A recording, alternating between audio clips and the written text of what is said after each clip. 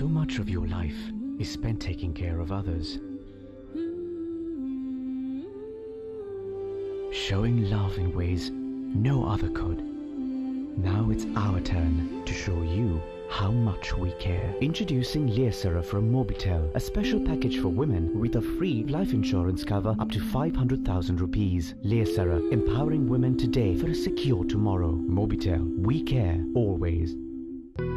If you're looking for a leasing company to make your wheels go round, with fast, friendly and hassle-free service, together with flexibility and the best interest rates in town, let us show you how we can make your world go round. People's Leasing Company.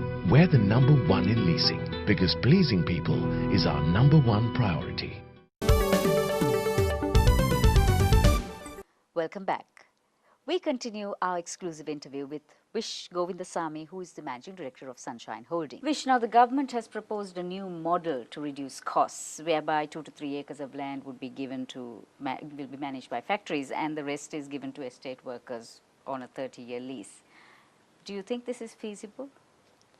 We have been discussing this for some time. When I say we, the Planters Association and the unions have been discussing this on how we can make the labor force more productive. This has been done outside Sri Lanka successfully, which is called the outgrower model, where the workers begin to own and outgrow and supply.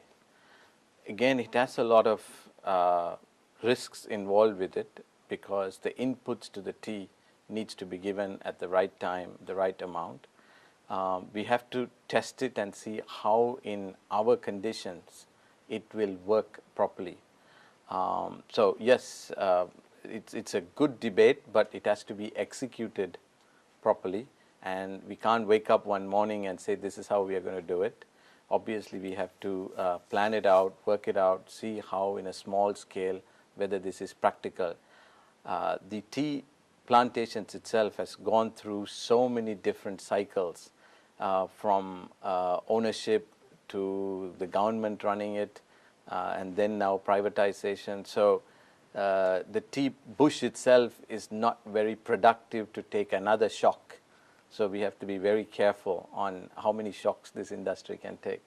A wealthy state, such as the UAE, is striving to establish a global tea hub for imports and exports. Vish, how do you think this is going to affect Sri Lanka, given that Sri Lanka's export lobby is arguing that the country's refusal to import leaves is actually helping Dubai's cause?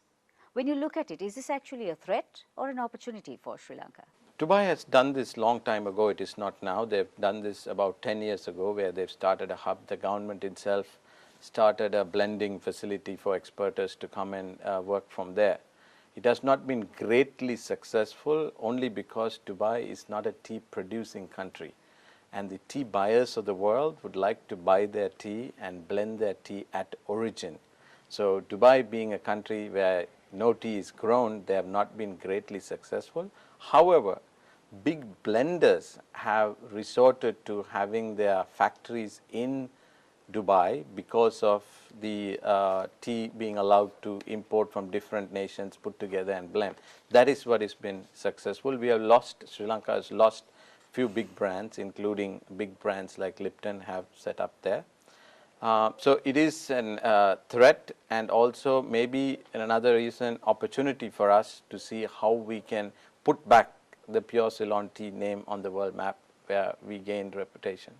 Vish, when you look at our labor force in the tea industry, a person who picks 18 kilograms worth of tea a day is paid 500 rupees. Anything less than 18 kilograms means that this payout is halved.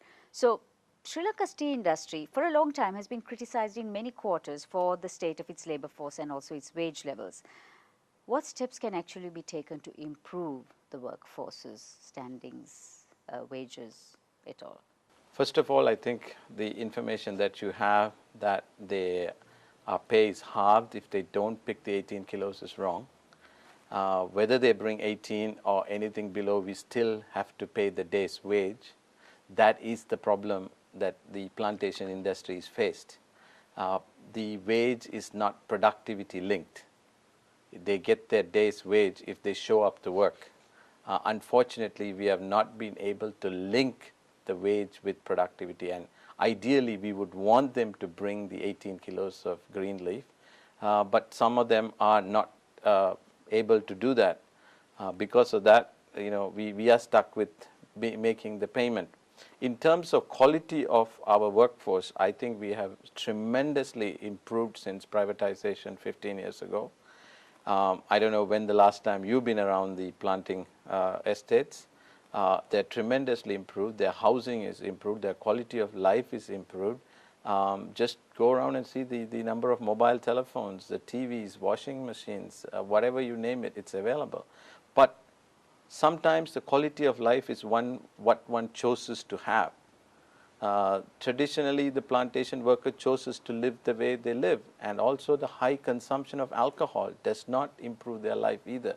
So these are the areas one should focus, but the direct myth is that the plantation worker is not well off, and I don't agree. Today, plantation worker can earn more than a regular worker in Colombo who is working with all the benefits. So the quality of life now versus then is completely different. When you look at a global perspective, we have been shedding market share over the last 4 or 5 decades, and our current slice of the pie is less than 10%. Given that Ceylon tea's presence is really in sophisticated markets, and that means it's somewhat limited, how can we improve the brand image of Sri Lanka tea? Ceylon tea or Sri Lankan tea needs to be well spoken to the younger generation. The benefits of Ceylon tea, there's so many benefits of Ceylon tea versus the other teas that's available in the market. Today's younger generation that consumes a different type of tea than the traditional tea, like the iced tea or instant tea, etc. We need to properly bring the message where tea is made. Ceylon tea by far is the cleanest tea in the world. Nobody knows about that. We need to bring that. So those are the ways we can improve Ceylon tea and the Sri Lanka's image on tea. Do you think the private sector can play more of a prominent role in formulating strategies for branding and for marketing and for promotions? Well, that's why the private sector, by way of the cess that I mentioned before, have contributed a large fund, and thanks to the authorities, they have involved the private sector in that council that decides on this branding and advertising. But individually, we are branding our own brands, which are from Sri Lanka as pure Ceylon tea brands in different parts of the world. Some of our brands have done extremely well all around the world, but there's a lot more work to do, and we are doing that on a daily basis. So Vish, what does the future look like for Sri Lanka's tea industry? If you look at it right now, can you just give me a SWOT analysis? SWOT analysis, I think the strengths are, we probably have the best tea in the world in terms of quality, cleanliness, and aroma. We have the best tea. We have a large plantation area. We have a large workforce. Unlike other places, we don't have a shortage of workforce. Those should be the strengths.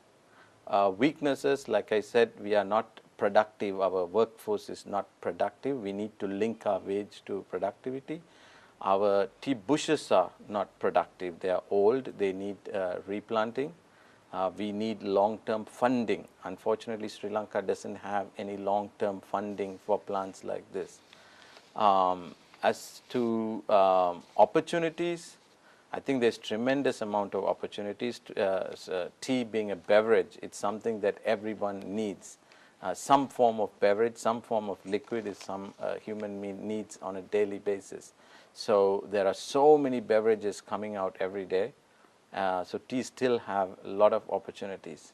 Threats are, on the other side, the soft drinks market and other energy drink markets are going after the younger generation, and we haven't found a method to go after that younger generation. Today, the people who are known as millennials, the 74 boomers, need something to keep them challenged, interested. So the tea industry hasn't come up with a drink that they like, and we need to do that. Thank you, Vish, for coming into our studios today to shed some light and discuss the issues facing Sri Lanka's tea industry. On the other side, we have Hasita Premaratna, market analyst and LMD columnist, and Kiran Chen, country manager for TNS Lanka.